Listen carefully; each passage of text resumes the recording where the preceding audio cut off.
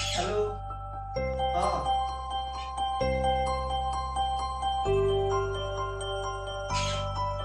रखो तो, माथा खराब अभी तक काई काई नहीं फोन पे रखो।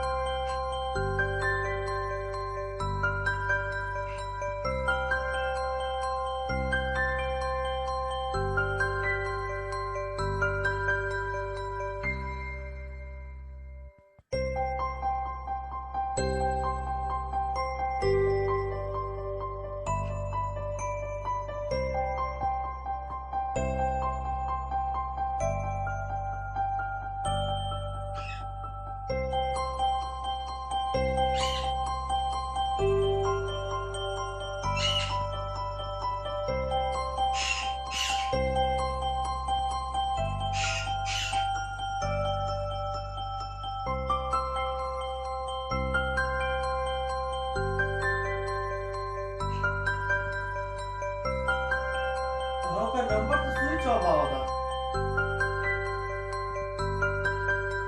अरे आप सुबह में दूसरा कोई फोन कर देनी होगा उसके बोल देनी कि गाड़ी आई है जल्दी उठ के जाओ गोदाम में। रुक जा थोड़ा देर और रुक जा थोड़ा देर